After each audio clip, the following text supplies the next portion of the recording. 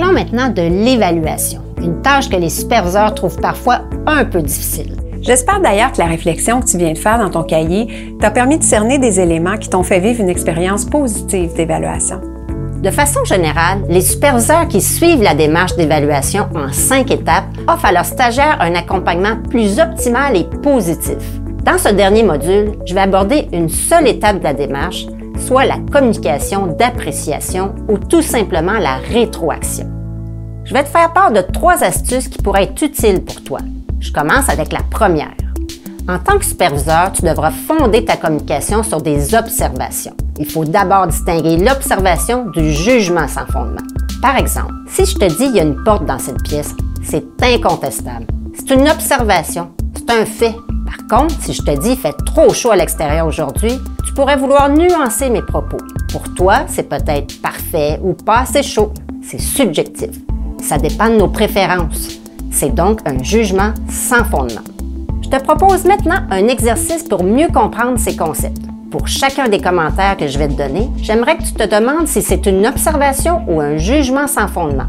Si je dis à Christian qu'il porte un vêtement trop serré sur lui, est-ce une observation ou un jugement sans fondement? C'est un jugement sans fondement.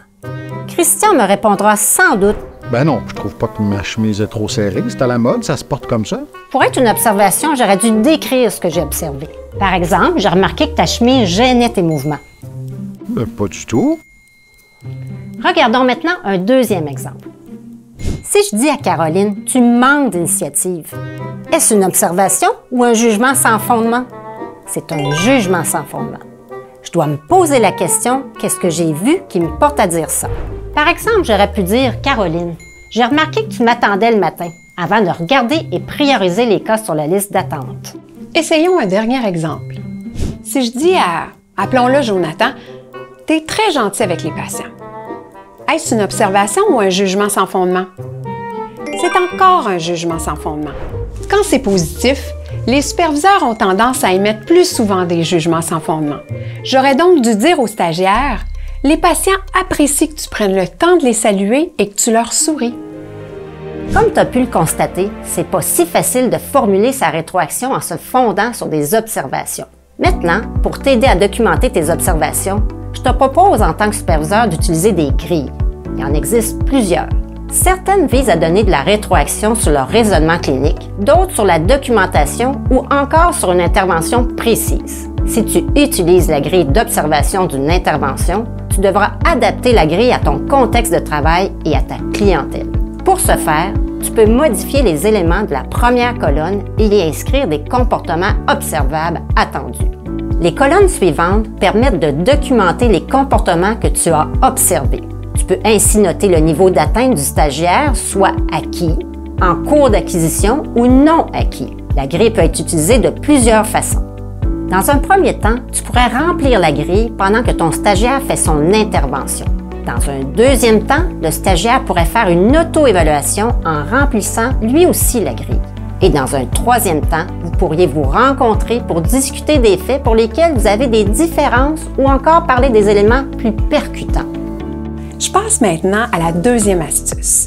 En tant que superviseur, il te sera utile d'utiliser une méthode pour structurer ta rétroaction. Celle que j'ai choisi de te présenter est le modèle de Pendleton.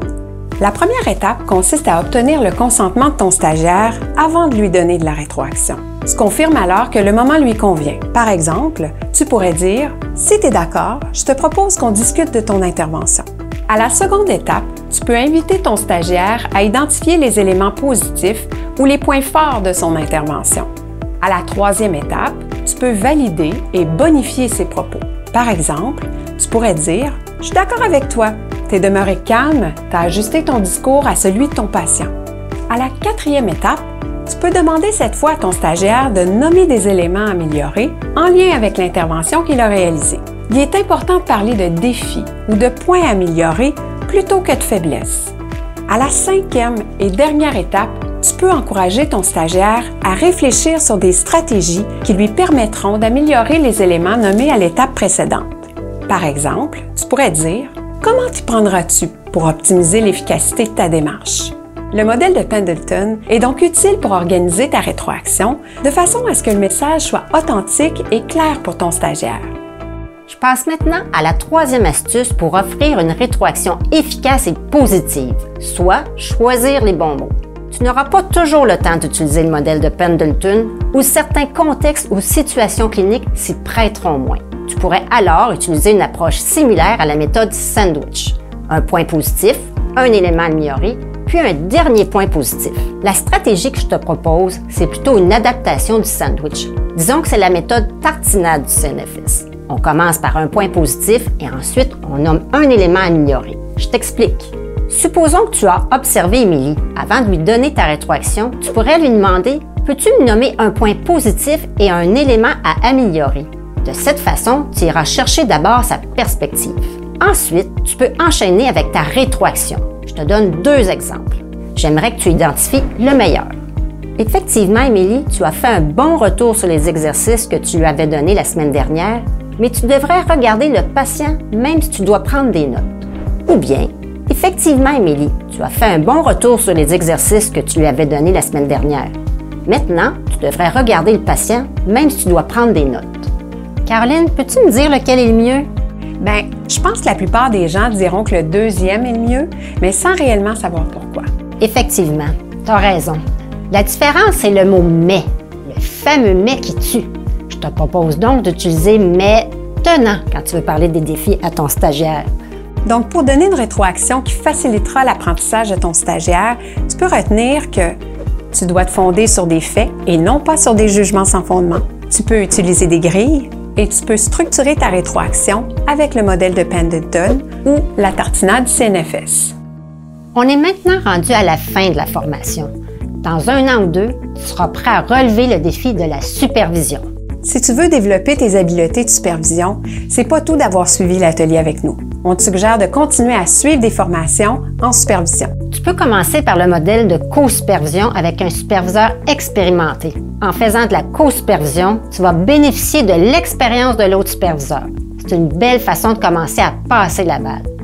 Hey, on n'a rien fait avec la balle dans ce module-ci. Mais non, c'est dommage. On voulait que tu ramènes le concept de la balle. Puis je l'ai même inscrite dans une ligue de balle molle. C'est pas grave, là. Hein? On conclut là. N'hésite pas à consulter les ressources disponibles pour toi, comme les formations en ligne du CNFS. Tu peux maintenant revenir à ton cahier pour revoir les attentes. J'espère que Dominique et moi t'avons donné le goût de superviser. Tu es maintenant prêt à passer la balle aux prochains étudiants.